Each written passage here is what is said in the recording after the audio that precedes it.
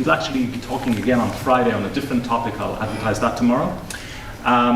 Back in 2007, when Aberdeen University was renovating itself, it had the brilliant idea of starting up a new archaeology program and endowing a chair in early medieval archaeology, and picked just the right person to fill that chair. As we'll see today in Neil's talk about life and afterlife, dealing with the dead in the Viking Age, there's both a lot of material culture and in Neil's hand also a lot of what happens between people's ears and not just in the materials they handle. Thank you, Oren. And once again, thank you all for coming. And I'd like to say what a very, very great pleasure it is to be here at Cornell. Before I say anything else, can you hear me all right? We've turned the volume up a little bit. Is that all right to hear? If you have a problem hearing what I say or I start to mumble or something, just put up a hand and I'll try to speak more clearly, okay? I'm going to dim the lights, so feel free to sleep. There you are. Well, yesterday I looked at the worlds within which the Vikings understood themselves to move, and also at the rather weird and wonderful beings that they believed shared those worlds with them. And as Oren said, what I want to do today is to move very firmly into the world of the living, though I want to do that by looking at how the living dealt with the dead.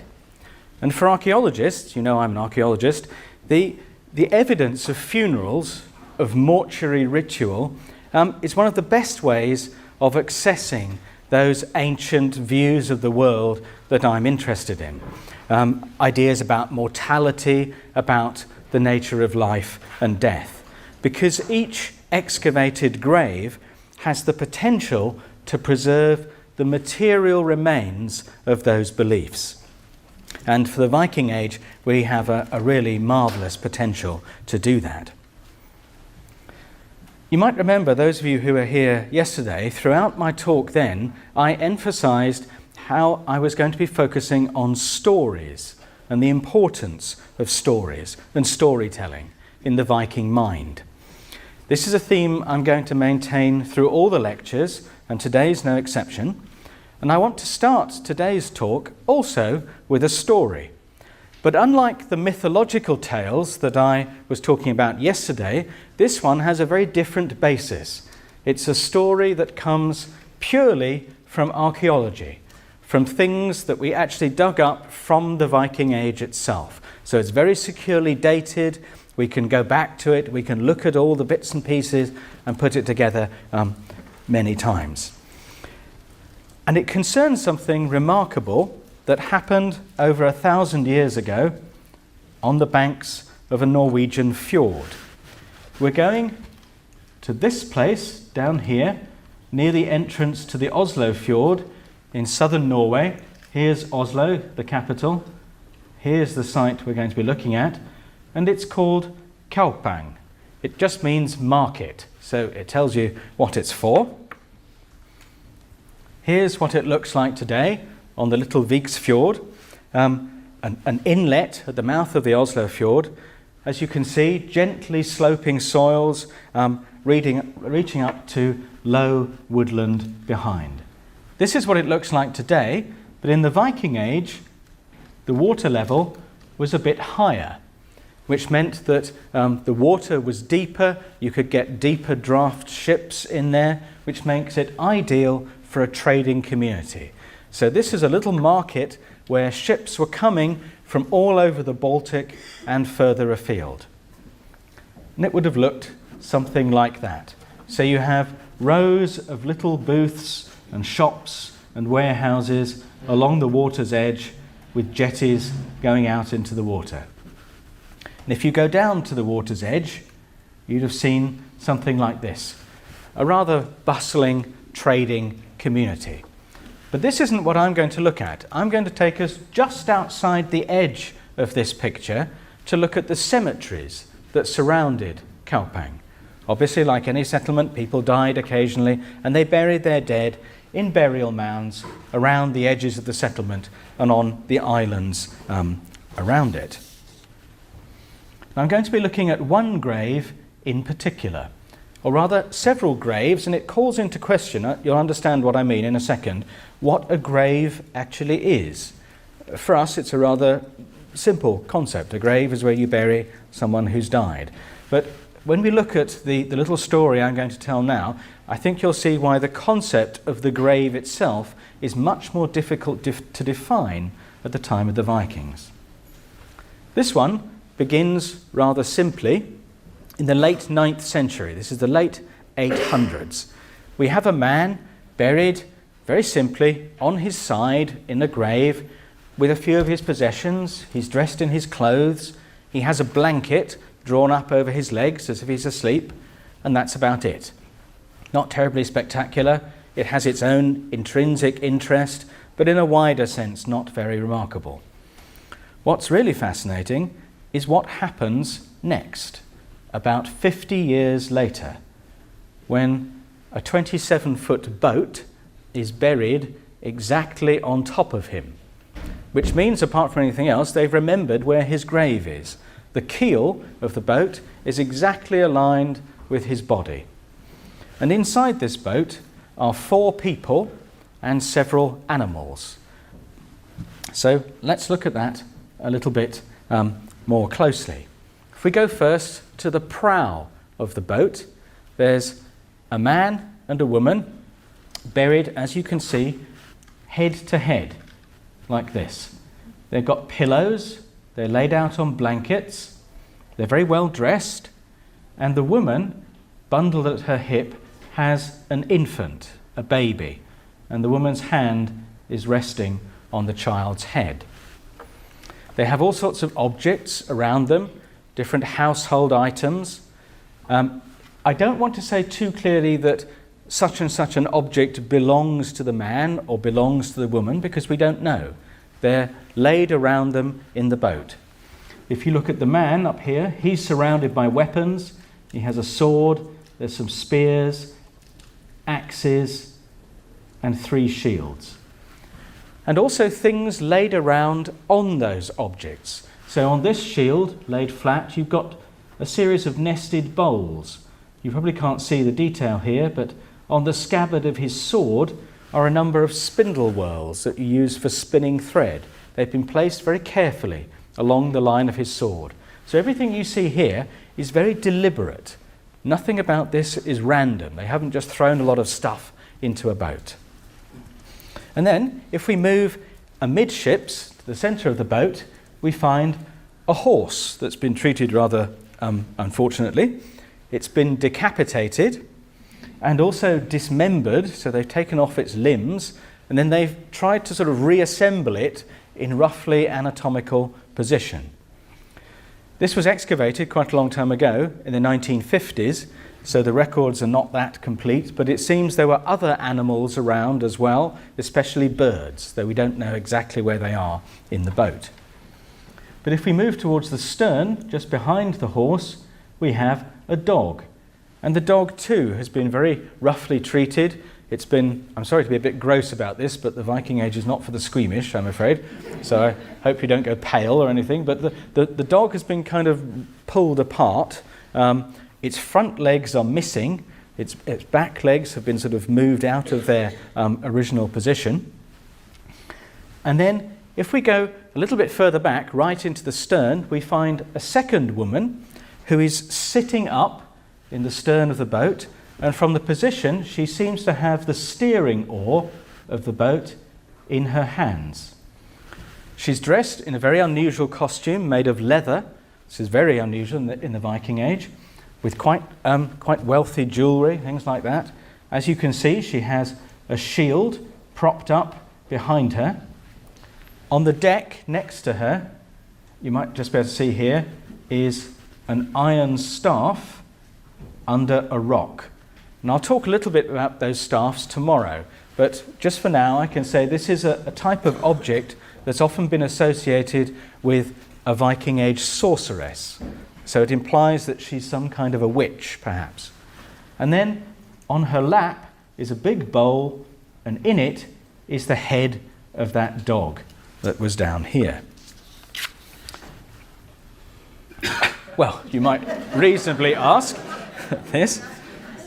What on earth were they doing on the banks of a Norwegian fjord in the early 10th century?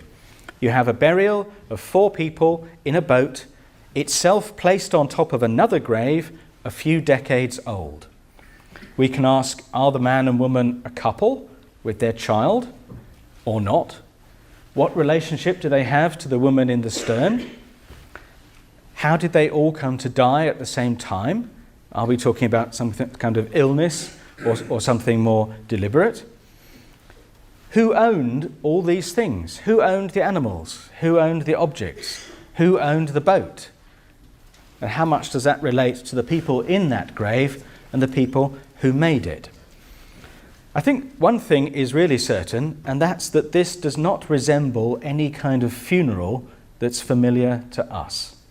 And we'll be revisiting graves that look a little bit like this several times in this lecture. I said just now that the events leading up to the creation of this grave were remarkable. But in a way, what's really striking about them is that they're not really remarkable at all. In their uniqueness, they're in fact rather typical of the infinite diversity of Viking Age burial rituals. No 2 graves are the same. And I'll give you some examples of that in a second. When we move through the whole of, not only of Scandinavia, but that vast region that we looked at very briefly at the beginning yesterday, through which the Vikings moved, we find this enormous variation in burial ritual. Again, no 2 graves are the same. There are about 500,000 known graves from the Viking Age. We've excavated a few tens of thousands. I say we, yes, all the work I've done for years. No, this is over a very long period of time, lots of people, of course. But we've got about a few tens of thousands of excavated examples. And broadly speaking, they do fall into some basic patterns. With a few exceptions, the people of Viking Age Scandinavia either burned their dead, they cremated them, or they buried them in graves. There's some geographical patterning. In Sweden, we find almost only cremations. In Norway and Denmark, we find a mixture of cremations and inhumations. There are a few exceptions, but broadly speaking, that's what it looks like. But beyond those basic structures, that's where the variation begins. If we look at the exterior, the external appearance of the cremation graves, the most common form we find is the burial mound, the barrow, a big earthen mound piled up on top of the burned remains of the dead. And you'll see from these in Norway, they're very visible. You can't miss these things. You know where your dead are buried. They can be of varying size. The lowest ones are barely visible at all, sort of sticking this much above the ground. The very biggest are something like 3 times the height of this room. Very, very big indeed.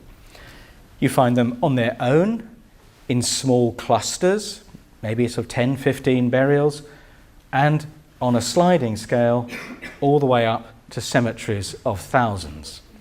This is the Swedish town of Birka. This is the area where the town is. This is the town cemetery. And in a bleak light in the snow, you can see all these mounds.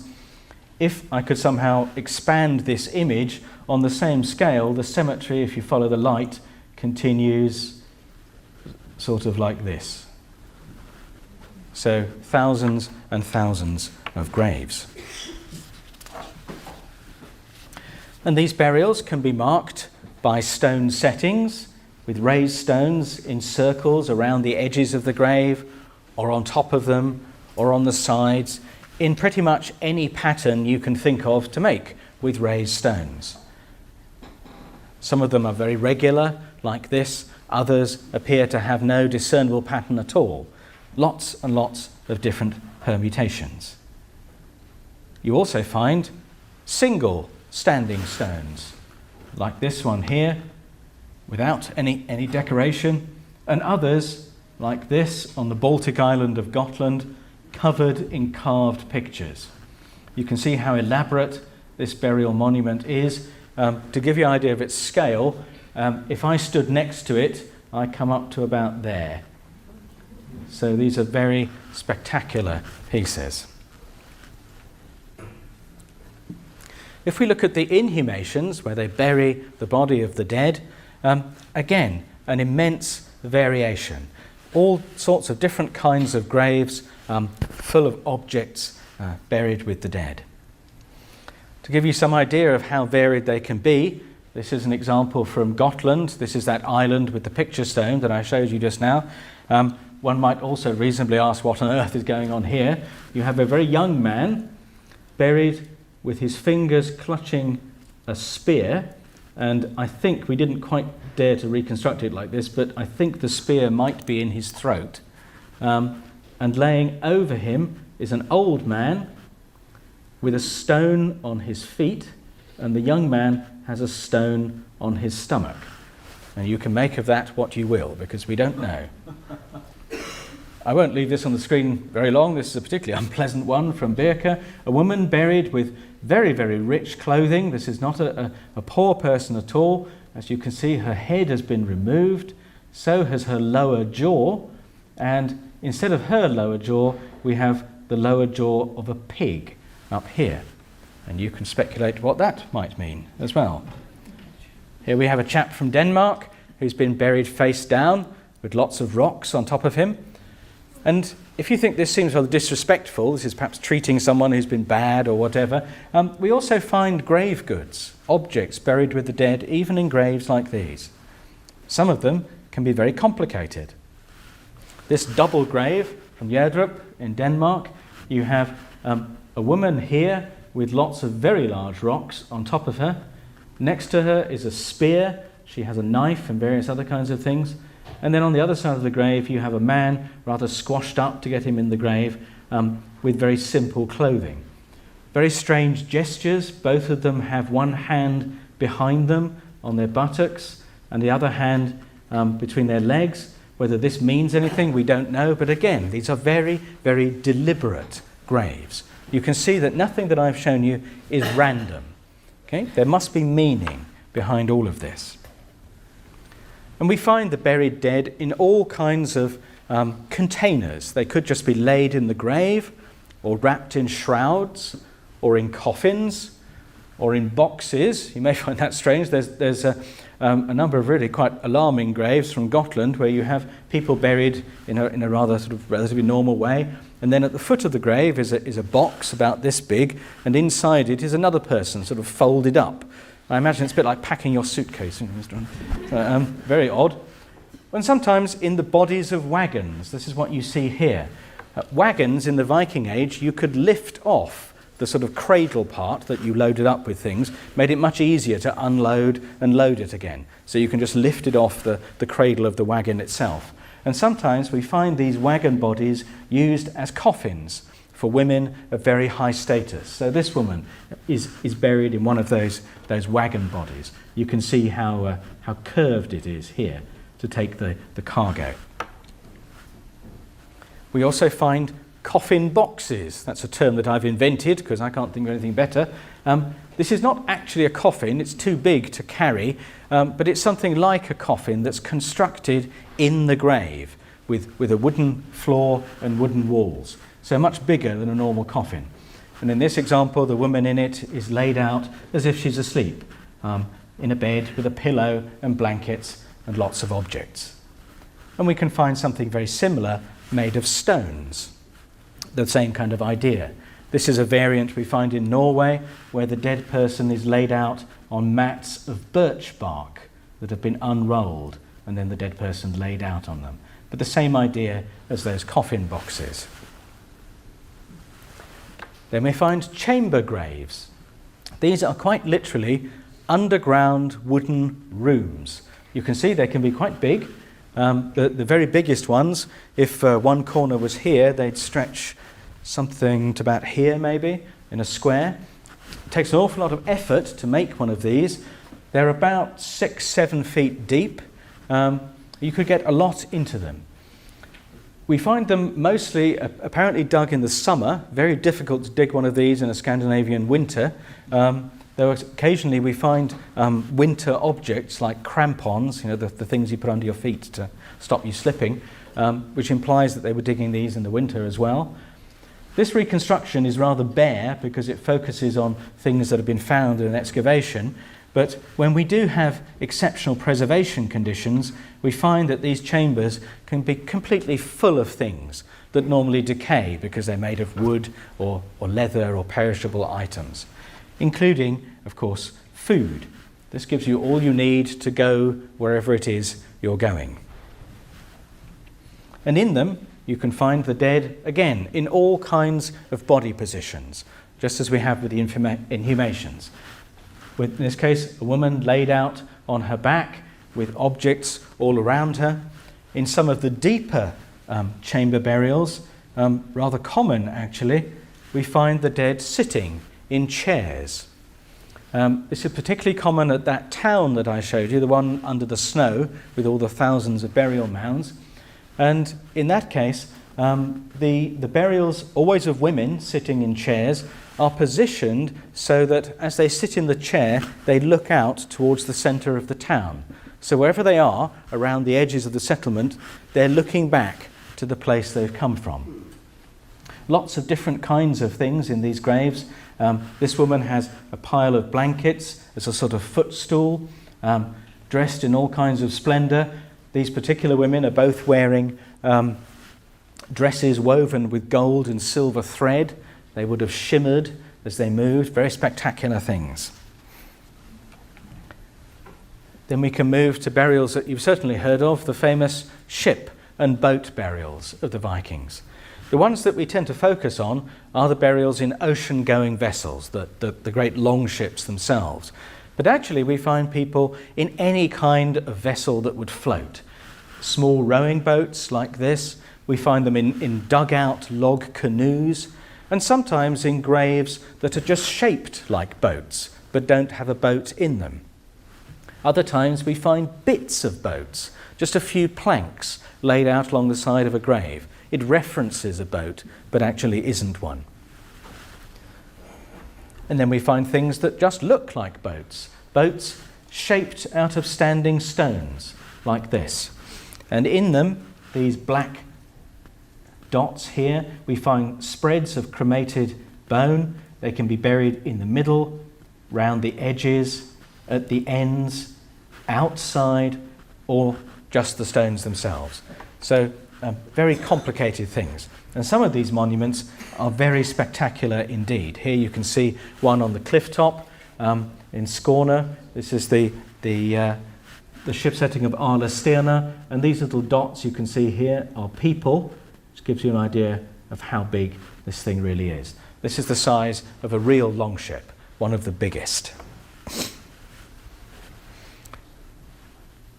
And what I've shown you here is really just the tip of the iceberg. There are many, many others, but I've given you the basic outer forms of the burials.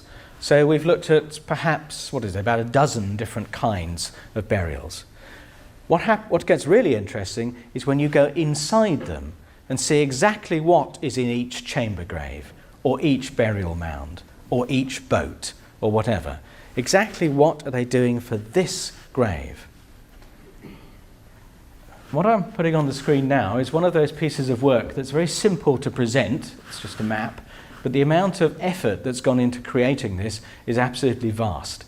It's the work of an archaeologist called Johan Kalmar, who has gone through the museum archives of every museum in Scandinavia, describing the details of the burial rites from the Viking Age and mapping them.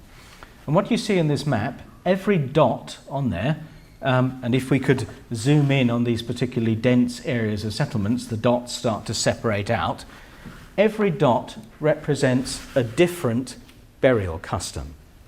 In other words, this variation is absolutely total.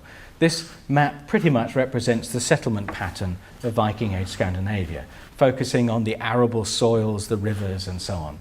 So you have this regional and local variation down to the level of individual villages, and even within that to individual graves. Tremendously varied. And of course, the main question is, what does that mean? One of the difficult things about this is the way in which archaeologists have tried to approach this question. Traditionally, we've been analysing burials as collections of things. You've seen all those reconstructions that I showed you.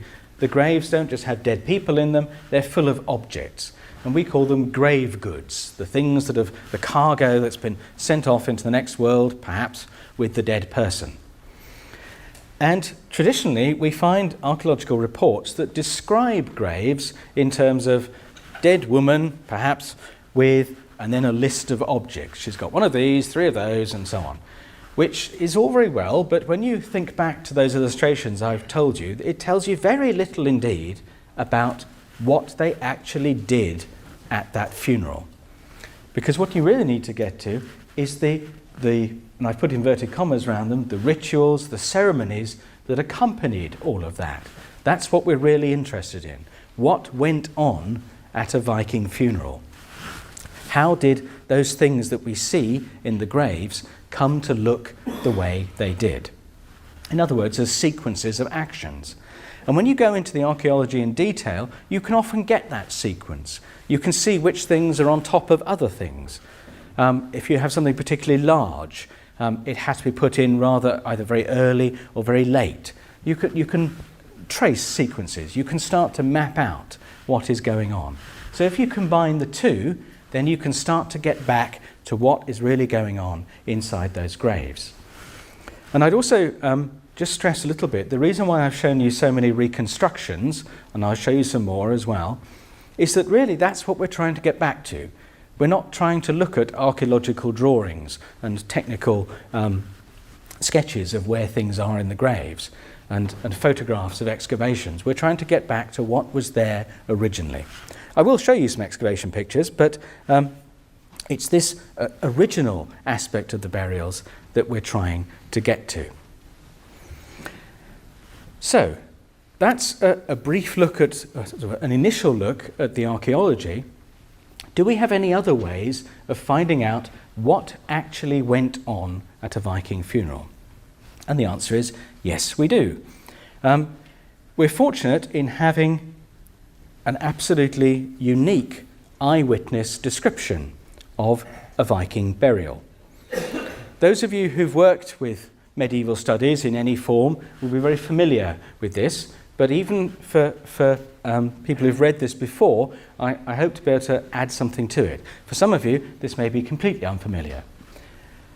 What we're dealing with is this man, Ahmad ibn Fadlan, who was a soldier sent as part of a diplomatic mission from the Caliph in Baghdad. And he was sent very far to the north to the town of Bulgar, which is on the Volga River. It's at the point where the Volga bends as it turns into the steppe. And I'll show you a map in a second. And this was a mission sent out on partly diplomatic, partly religious grounds, the kind of mission that we can recognise from today's diplomacy, actually. He's essentially trying to reach trade agreements with this power up in the north. While he was there, in 922, he meets a group of merchants from Scandinavia who've come from the west and the north to trade, because they're also interested in the mercantile possibilities of this place, Bulgar. Ibn Fadlan gets to know these people. He shares their food, he's inside their buildings, he spends a lot of time with them. And one of the things he does is write a sort of report on his mission in a document called the Risala, which you see down here, and this is why we know about it. The Risala has become famous today and very important for Viking specialists because of an event that happened while Ibn Fadlan was with the Scandinavians on the Volga. One of their chieftains died, and he writes, "I'd heard that the funerals of these men are very spectacular, so I decided to have a look," and we're very glad that he did. It's not just any funeral, it's, as I said, a funeral of one of their leading men, and it involves the burning of his body in a longship. So a really spectacular event. This just sets the scene a little bit. This is where we're talking about. at Bulgar, in the heart of the steppe. You see where we are. Here's Scandinavia. Here's the Mediterranean. So Ibn Fadlan has journeyed to the north through the empire of the Khazars to here, and the Scandinavians have come down the river systems along the Volga there. Ibn Fadlan's account of this ship burial is very long. I can't possibly give it to you in enormous detail, but I can draw out some of its key points. As I do that, I'm going to show you some images from archaeology, not the archaeology of this place, but the archaeology of other places in the Viking world, that is an exact match for what he's describing. Sometimes the things that we find in the excavated graves are so close to what Ibn Fadlan is describing, they could be the same thing. It really makes the hair rise on the back of your neck when you read this thing and you see through his eyes. The first thing that happens is that this burial is so complicated, it's so difficult to put together, it takes such a long time to do all the things that they need to do, that they have to find something to do with the dead man while they get on with the funeral. So they have to start by giving him a temporary burial. And we've even found these in the archaeology. This is a site from northern Iceland called Litlunupar. Here is, this is after the excavation has removed all the objects. Here is a place where a boat has been, and next to it is a temporary grave that seems to have had some kind of post-construction over it. And we can see from the stratigraphy, this is the sequence of the layers inside the grave, that this was occupied for a very short space of time. Then the person in it was exhumed, and you can match some of the objects and things, and was transferred into that one. Exactly what Ibn Fadlan describes. But even this temporary burial is not just a hole in the ground. The dead man is put into it, in Ibn Fadlan's account, with three things. He's put in with food, alcohol, and a musical instrument, which sounds very much like something to pass the time with while he's waiting for the burial. It implies that he's in the grave, active in some way. And he's buried in the clothes, the temporary burial, in the clothes that he died in. And what follows then are 10 days of preparations. This is a 10-day funeral. And I think we should see it that way. It's not 10 days of getting it ready for the big day. I think the funeral itself is that process, and perhaps going on after it as well. One of the things I should say about Ibn Fadlan's account is that it's in Arabic, and there are very, very few Viking specialists, certainly including me, who can read Arabic. None of us can do it, really. So we're very much reliant on sort of second-hand translations. In the last couple of years, though, there's been a renewed attempt to get to grips with Ibn Fadlan's text, and it's brought out a lot of details, very precise wordings that he uses, that I think give us some really remarkable insights into what he saw. One of the things that is happening in these 10 days of the funeral is the manufacture of special clothes for the dead man to be buried in. And the implications of this are quite alarming for archaeologists, because we tend to reconstruct the life of the Vikings from the stuff that's in their graves. But if that stuff is made to go in the graves, well, that's a bit worrying, isn't it? But it also tells us something about what they're doing for the burial. And what you see here are two reconstructions, very accurate as far as we know, and rather magnificent, of the high-status male clothing that's come out of graves. The one on the left is from a ship grave at Vendel in Sweden, and the one on the right is from a big chamber grave at Mammon in Denmark. So, one of the things that Ibn Fadlan says is that they spend a third of the dead man's money on making these special clothes. And the quality of the clothing that he describes in great detail, the furs, the gold, and so on. We're talking about someone being buried in the cost of a farm or more. This is not everyday wear. It's an enormous investment. It's important what these guys are dressed in as they go into the grave. Another third of the dead man's money is spent on alcohol. And when you imagine that this man is one of the leading men of his community, that's a lot of alcohol. We find drinking horns and glasses in the graves. These are actually examples from England, mainly because the ones we got from Scandinavia are not particularly photogenic, I'm afraid, but never mind. We find buckets with traces of mead inside, up to 200 litres. I'm afraid I don't know what that is in gallons. It's about 400 pints, something like that, 300 pints. It's a lot, anyway. There's a lot of alcohol in these graves. And this isn't... there's a kind of stereotype that's attached to Ibn Fadlan here. A lot of people have interpreted his description as a party, and then linked that to the cliches of the Vikings. Here they are, these serious Viking raiders up for a good time that we'd expect. And it's not like that. His description, when you get into it in detail, is actually rather uncomfortable. People are drinking and drinking and drinking for 10 days. He says sometimes people die from drinking at these funerals. This is not about enjoying yourself. These are people getting into a distinctly different frame of mind.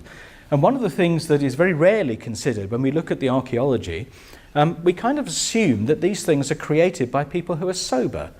And that may not have been the case at all.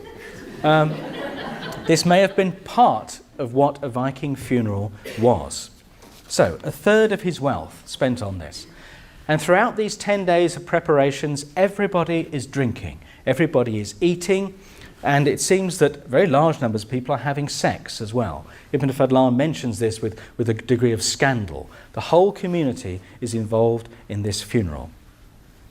At the same time, one of the dead man's slaves volunteers, and we don't know to what degree this really is volunteering, but she supposedly volunteers to be sacrificed at his funeral and accompany him into the next world.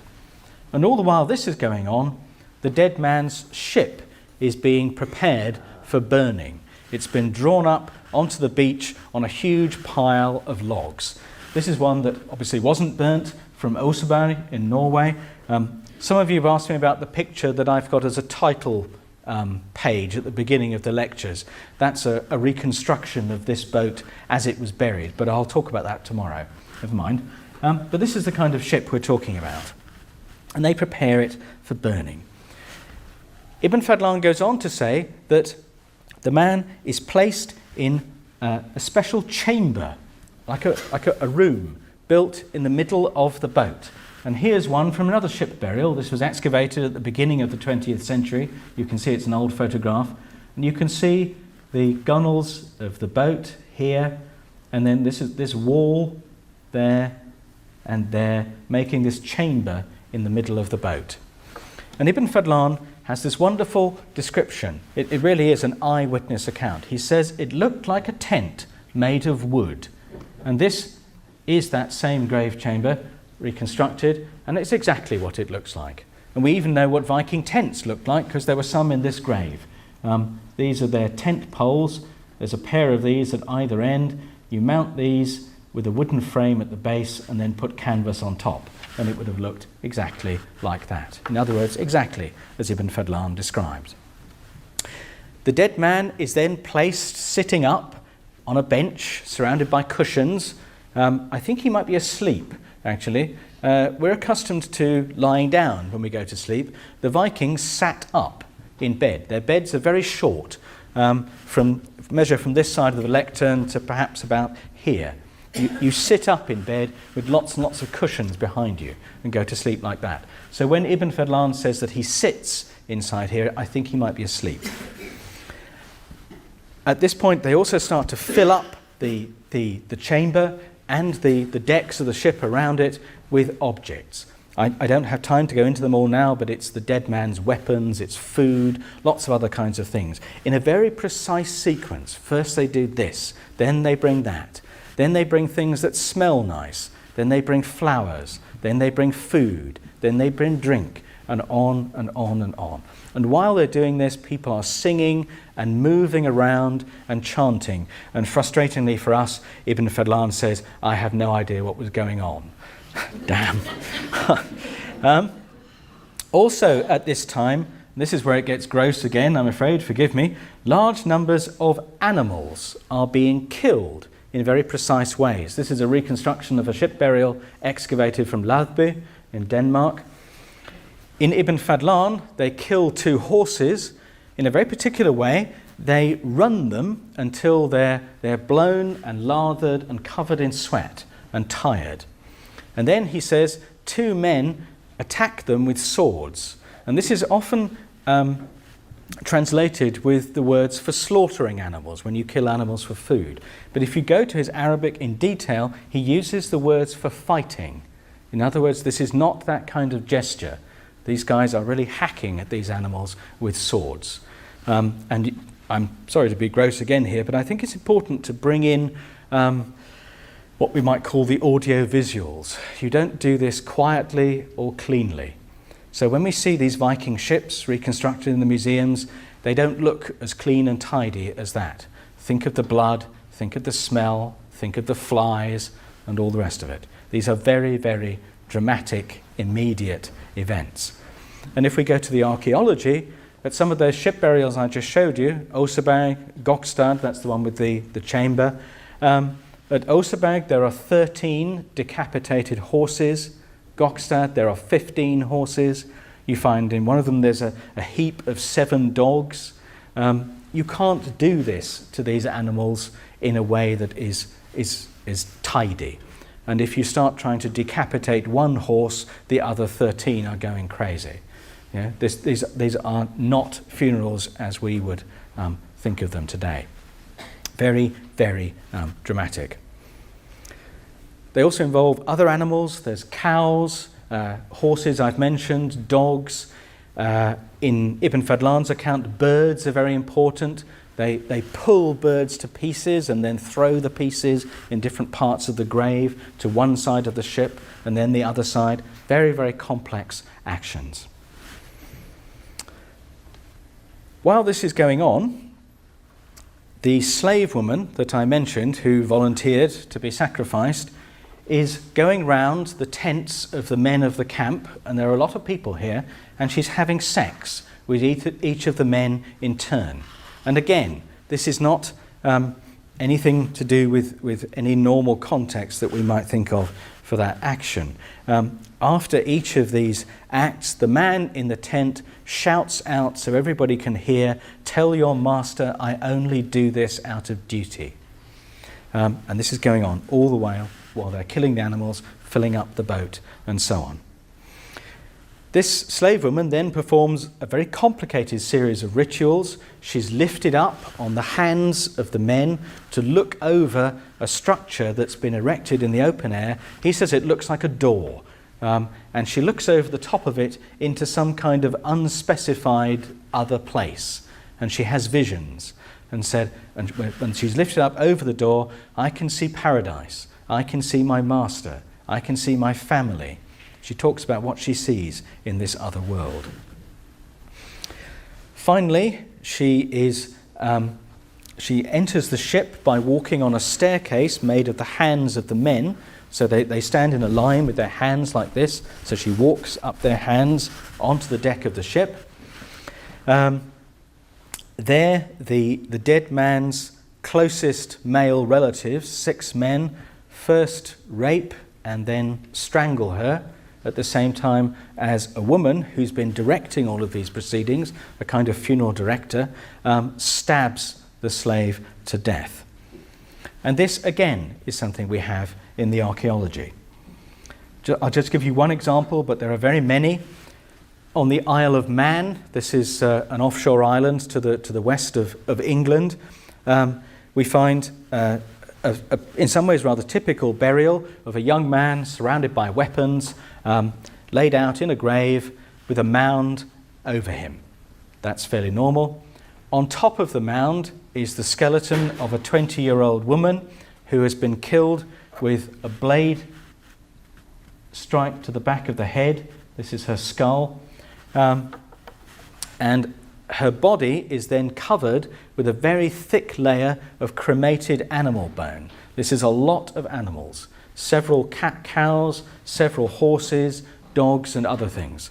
So they're burning these animals somewhere else and then covering her body with a layer of animal ash and then sealing that inside another mound that encloses the first one.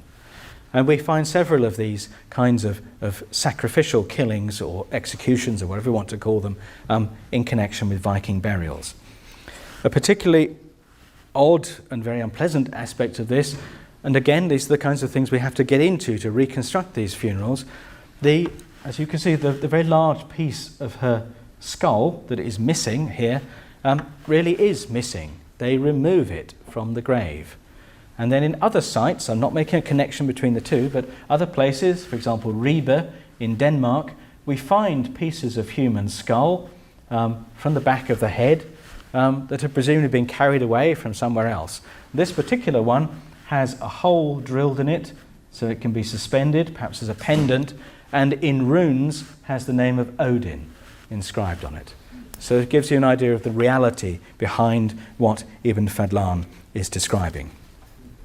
To go back to his account, when the slave has been killed, the boat and its occupants and all this fabulously rich clothing and all the amazing things they put on this boat are set on fire. The process itself is very dramatic. The closest male relative to the dead man approaches the boat backwards. He's completely naked. Ibn Fadlan says he takes great care to keep all the orifices of his body, his nose, his mouth, his ears, turned away from the boat. And as he's backing towards it, he covers his anus with his hand. In other words, I think he's afraid of something coming out of that boat and going into him.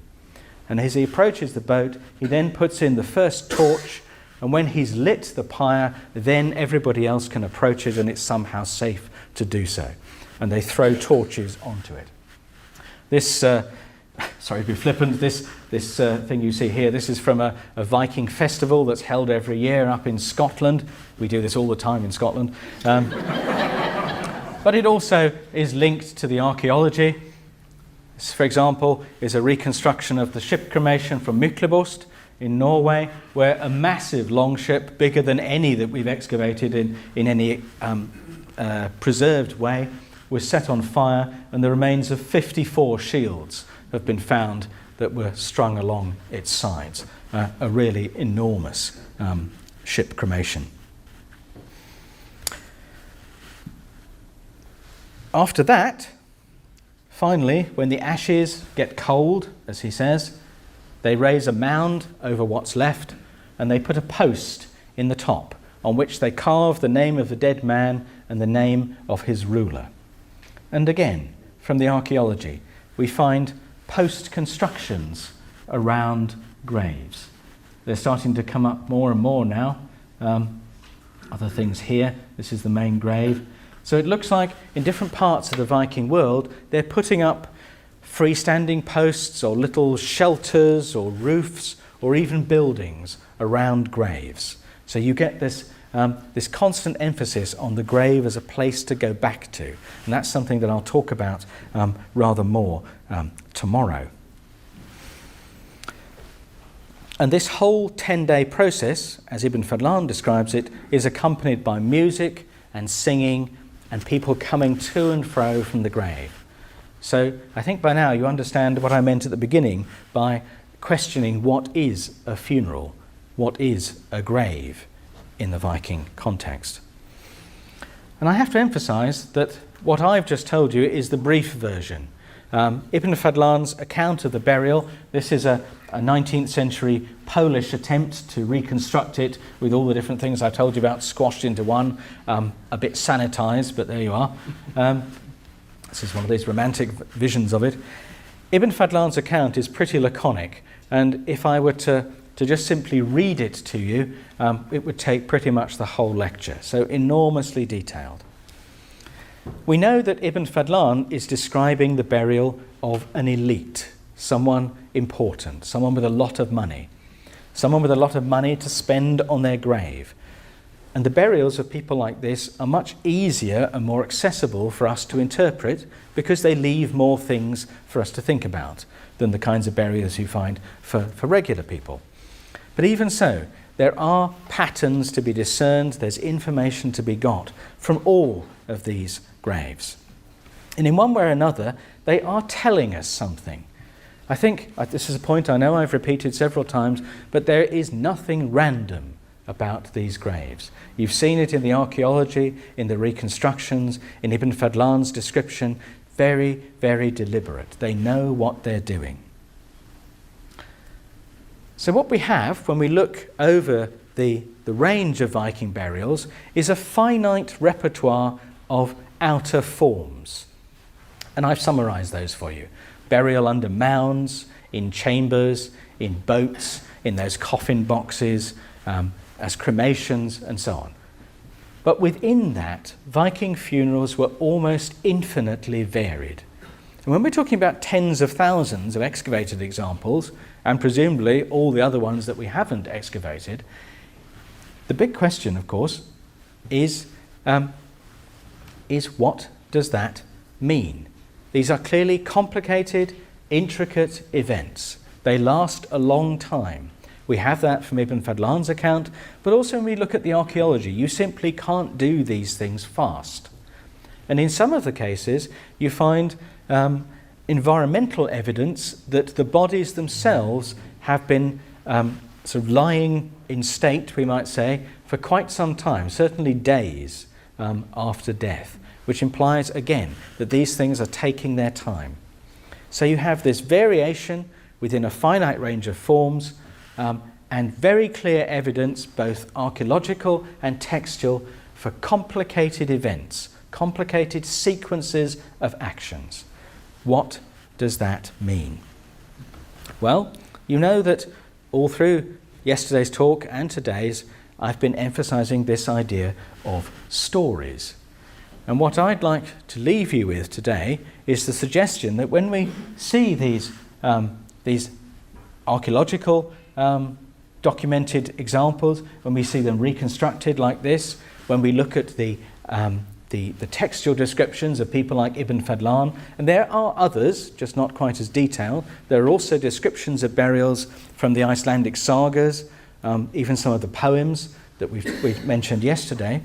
I'd like to put it to you that these funerals are themselves stories. There must be a narrative to all those actions, to all those sequences of events. We know that it must have meaning, and if it's a coherent, sequential meaning, I think they're telling a story. And this is a literally dramatized story. They're acting it out because they're doing it. This isn't a theme for a funeral, it is the funeral. And those stories presumably concern the dead. They presumably, I think probably rather more likely, concern the living, because it's the living who are making them. And that's the idea that I want to pursue a little bit tomorrow. And I also want to extend this to the individual in the Viking Age. I've been talking about a range of examples. I want to bring this down from the first lecture where we looked at the shape of the worlds, this lecture where we look at how people are dealing with the dead, to the final level of the individual person and their place in this Viking mind. Again, pursuing this idea of stories and seeing how that plays out, firstly in burials, then back into the settlements, and finally down to the individual person in the Viking Age. And I hope you can join me then. Thank you. You asked about the explanation of the example with the four people and so on. I will talk a little bit, not specifically about that grave, though I might mention the cemetery again tomorrow. I think it's very hard to, this is prefiguring a little bit what I'm going to say tomorrow, but it's very hard to get a detailed answer to each individual grave. With a few exceptions, I don't think we're ever going to be able to do that. But I think we can get into the general ballpark of what they're talking about in those stories, what kind of things they're referring to, and particularly the idea of a continuing story from one grave to another within a cemetery and presumably within the community that created that cemetery. If you don't mind, I'm going to leave it there because that's what I'm going to talk about in tomorrow. Madam. With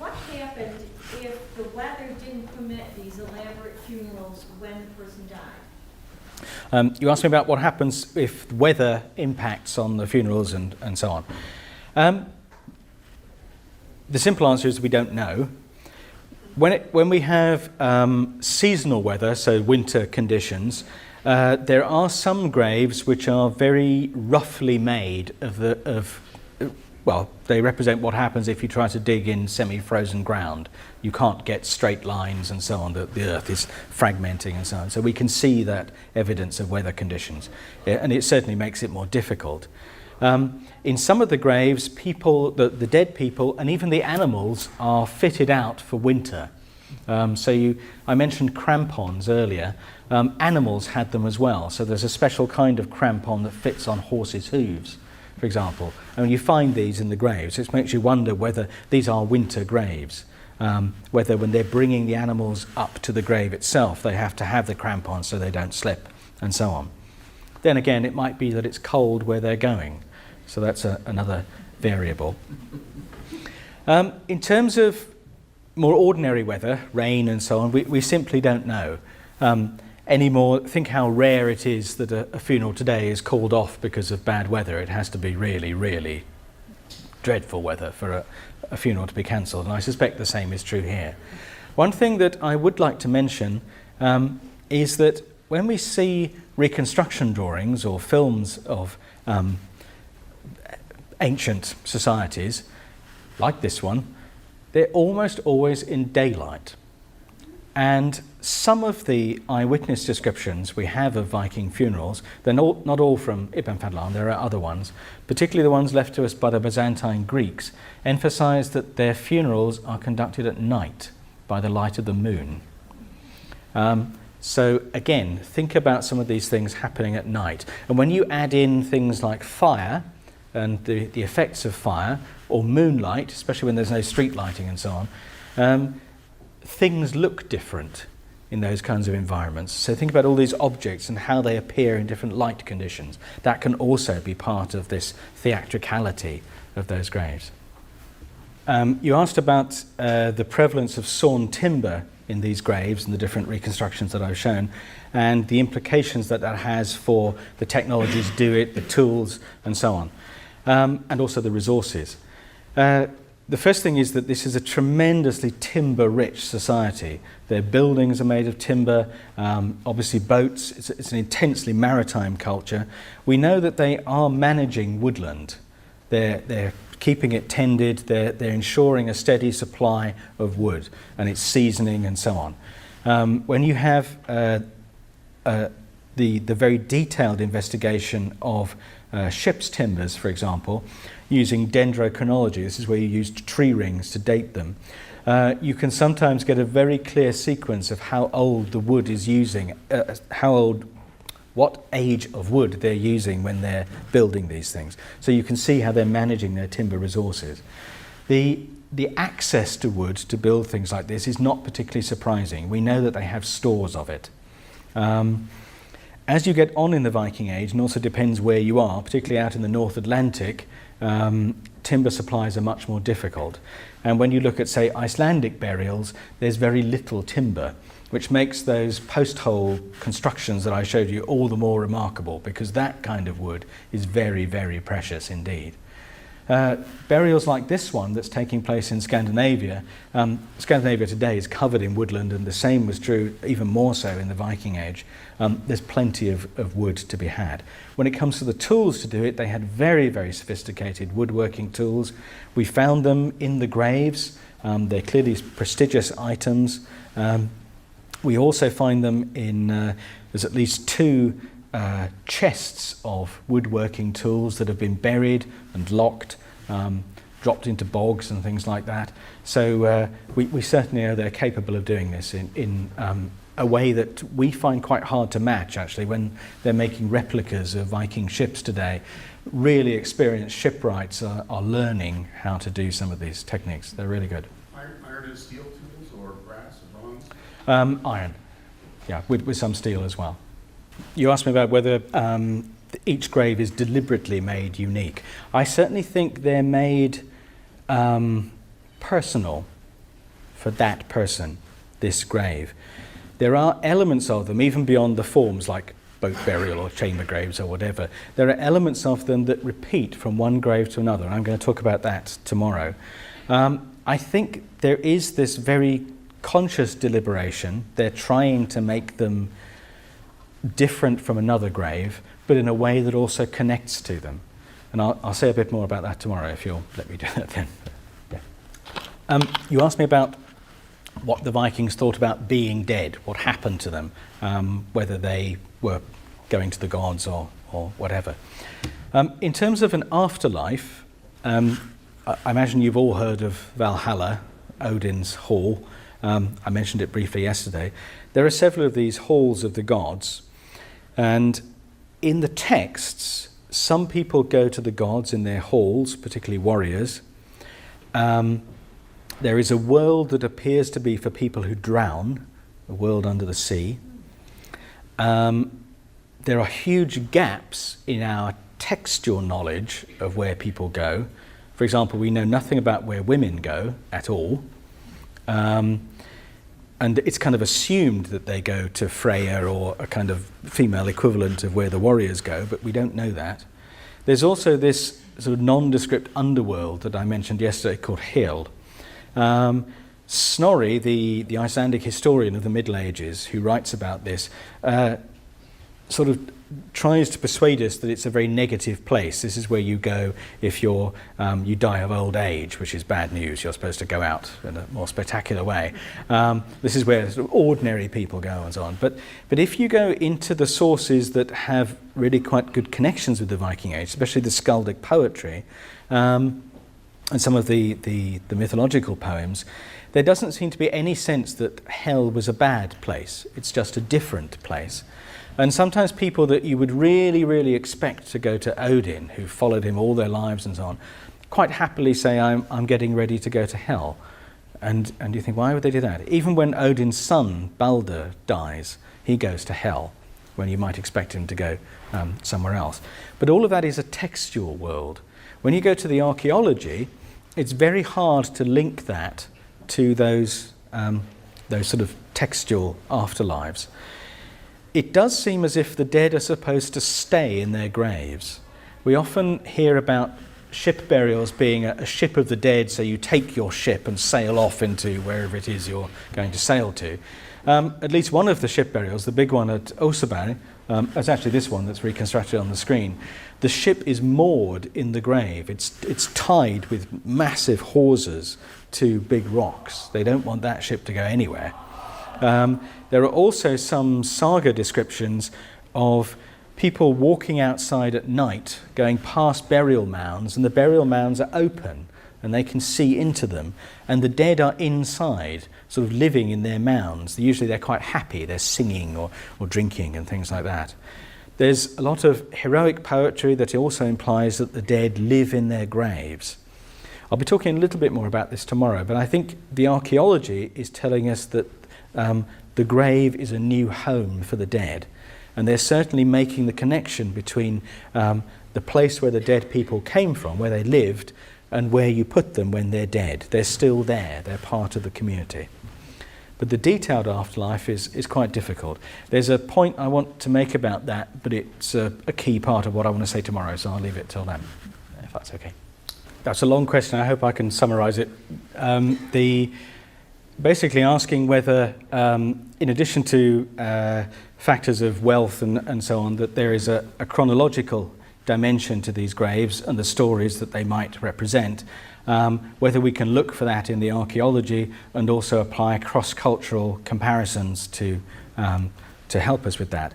I'm conscious I've said this several times today, but this bit about a chronological dimension is quite a large part of what I want to talk about tomorrow, if you'll forgive me waiting until then. But I would just say that yes, there is that time dimension, and I think it's quite important.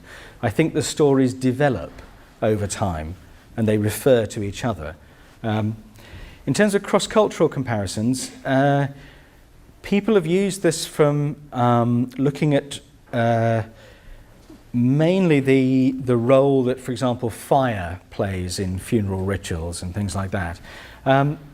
They can be useful up to a point. I think certainly within the Germanic world, looking at Anglo-Saxon England, what's now northern Germany.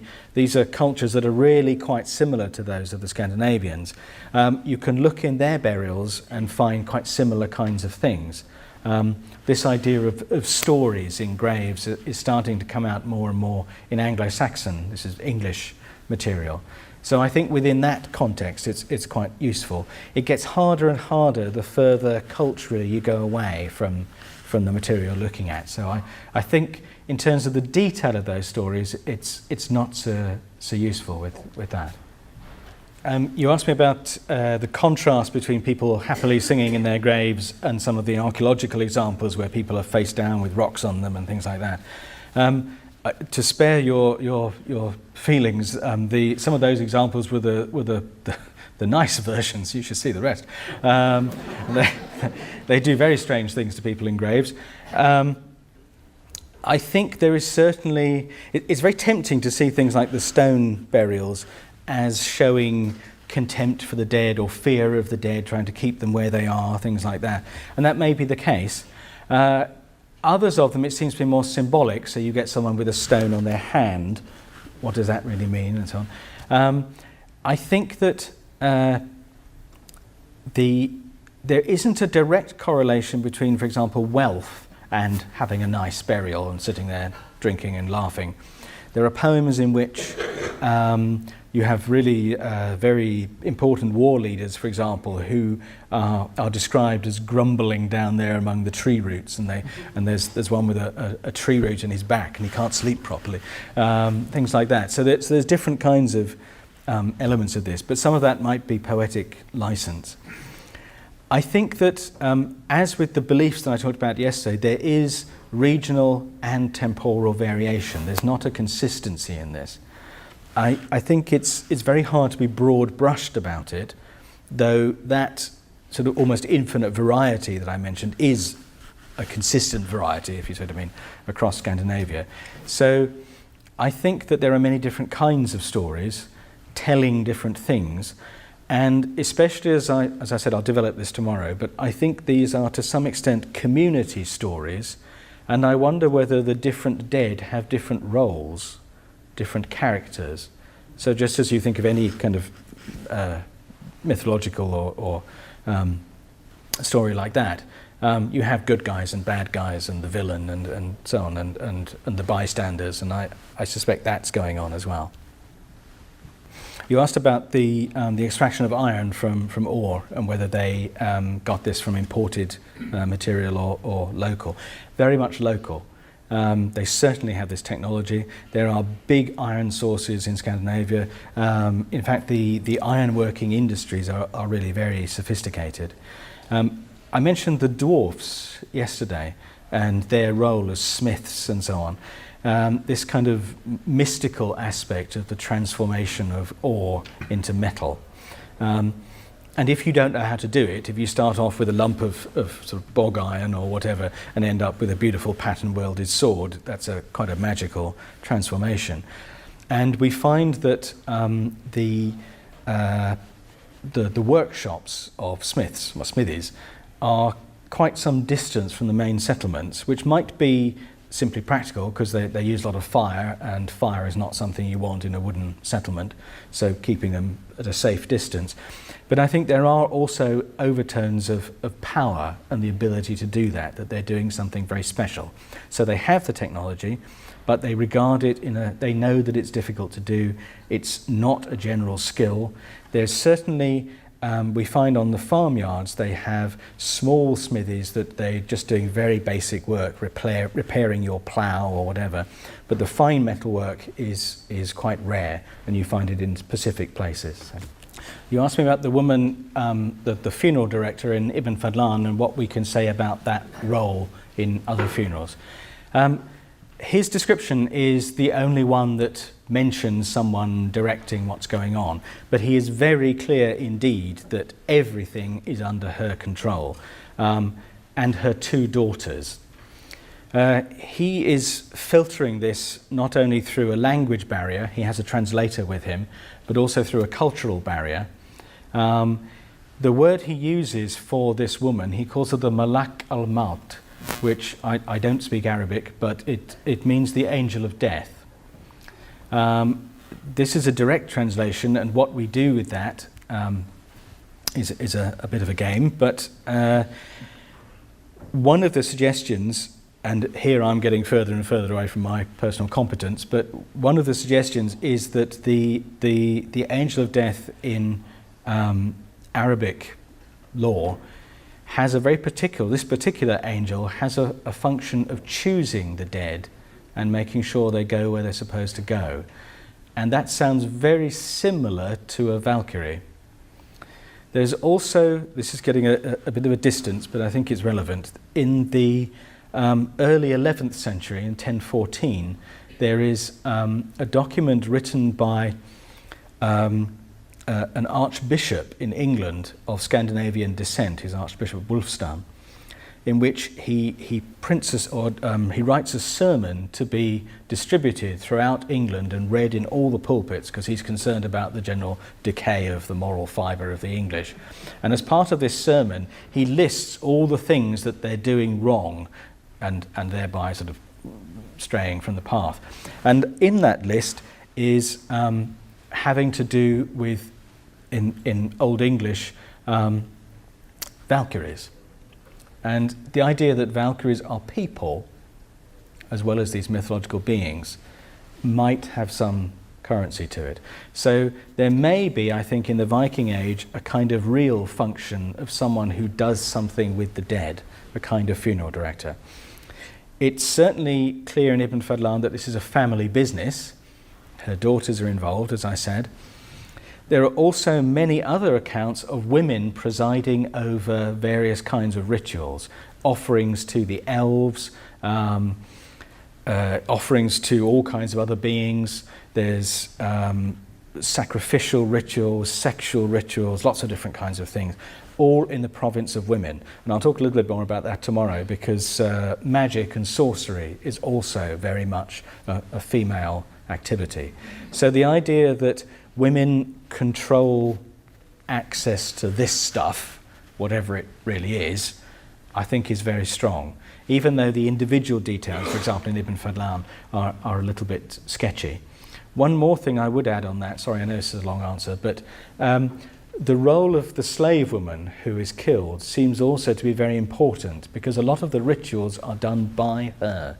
She kills the birds, for example, and we find this killing of birds at the beginning of a funeral quite a lot in these descriptions. So it could be that they somehow open the path or the door or whatever. And that too seems to be in the hands of women. So I think, yes, the funerals are directed. I think it's almost something you can presuppose, actually, because they're so complicated.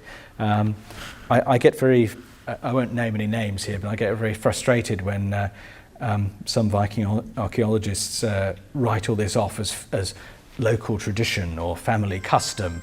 For example, in one of the ship burials, this one actually, at Oseberg, there is a bed on the foredeck in which somebody has taken the severed head of a very, very large ox and tucked it up neatly in the blankets. And I can't possibly see this as local custom. You know, do you know what he would have liked? Why don't we do that? You know, it just doesn't really work.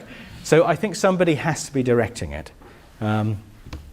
Whether it's always women, we don't know, but there is certainly a theme in this. You asked about human sacrifice, essentially, people being killed deliberately to follow the dead, and what archaeological evidence we have for that, and also not necessarily violent death, but just other people present in the grave, as in some of the examples that I showed, and whether there's a temporal dimension to that. I think there's two separate things. On the one hand, we have multiple burial. There are lots of graves with several people in. The norm is one person. It's not uncommon with two. The 3 and 4 that I showed in the beginning is unusual, but not that strange. There is an extraordinary pair of ship burials that were excavated last year, actually in Estonia, that appears to be the remains of a Viking raid, in which quite a few of the Scandinavians died, but enough of their friends survived in reasonable conditions to give them a spectacular funeral. There's one ship that has 7 men in it, sitting up on the benches in 3 pairs, with another one in the prow, and their arms around each other's shoulders. So you get strange sort of tableau like that. And there's a second ship burial in the same site where 36 men are in the prow of the ship, all with very serious battle injuries. I think that some of the how can I put it, the people buried in ways that don't look obviously violent, like the ones in that boat I showed you at the beginning, may well have been killed to accompany some of the others. I think we should be cautious about assuming who's accompanying who, because we just don't know. We also shouldn't rule out infectious disease. This is quite common, and if something gets into a household, it's not that surprising if it carries away several people. In terms of the violent killings, there are quite a number of these. There are decapitated individuals accompanying others. There are people who've clearly been hanged. There are people who've been tied up accompanying someone who hasn't been tied up. And we can discuss what they mean, but there's clearly an implication that somebody is being killed. So there's quite a few of those. There is there are a number of Arab accounts besides Ibn Fadlan that talk about the sacrifice of women to accompany men. This is all out in the east, but still concerning Scandinavians. Some of these are live burials, unfortunately, people sealed up in the grave with their husbands. So a really quite a wide variation. There's also a type of burial which I don't know whether you want to hear about this actually, but they're known as ritual trauma graves, for want of a better word, where the things going on are so bizarre. How do you interpret them? There's one from an English context where you have a person in the grave with a second individual with no head, and the head is not there at all. The person who has got a head, you can tell from, this is the unpleasant part I'm afraid, saw marks on the bone. They have removed the face by sawing like, oops, done something weird to my microphone, sorry, by sawing like this across the face, so you can sort of take it off. And then they've got somebody else's face, because the saw marks don't match. And is this the face of the person who doesn't have a head? Who knows? And then there's, in addition to these two, there's also an extra leg. It's just a leg. And we find this kind of thing quite widely. So that the boat burial I began with the 4 people, this is a cemetery of boat burials actually, and the boat burial next to it, the last thing they do before they put the mound on top is to sprinkle it with fingers and toes. And they're articulated, so they are fingers and toes, not bones. And what on earth does that mean? Is it a bring a toe funeral? I don't know. So and when you think of the what that does out in society, whose fingers and toes are they? And all the other kinds of things like that. It's a multivaried world of behaviour concerning people in addition to the primary dead person. I think that's how I'd put it. You asked whether the ships are made for burial. In a lot of the cases, the ones where the timbers don't survive, they survive in the form of the rivets in the grave. So the timbers have rotted away, so we know it's a ship, but don't really have any more information. We can't tell, quite simply. They are a boat in the grave. The ones where the timbers do survive, some of them have repairs that can be dated, so the ship has had quite a long life, so they're not made for the grave. Others of them seem to be made all in one go and have no signs of wear, so they might well be constructed for the funeral. And where we see, for example in Ibn Fadlan, they are certainly making some things for the funeral. So one of the big questions around the boats are whether they are vehicles to take somebody wherever it is, or whether they might simply be the largest object we make a huge distinction between the brooch somebody's wearing and this magnificent longship, but maybe it's just another possession. So some of them could be made for the grave, some of them are definitely not. The ones that are made for the grave, which takes Or maybe, time, yeah. are the bodies embalmed in any way? You asked whether the bodies are embalmed in boats that have been made for the grave. Because it takes time. Yeah, it takes a lot of time, yes. The first thing is that we can't be certain that any of them are made for the grave. It's just that some are perhaps more likely to be than others because of the lack of repairs and things like that. There are several boat burials, particularly in Sweden, where the condition of the bones of the dead is different. The preservation of them is substantially different to the objects around them. Something has been done to the body to make it decay differently or react differently with the earth from the objects, which implies some kind of process. Whether it's intended to preserve the body, we don't know. Sometimes it seems to do the opposite, if that's what they wanted. But certainly they are treated in particular ways, yes. Please join me in thanking our speaker. Thank you.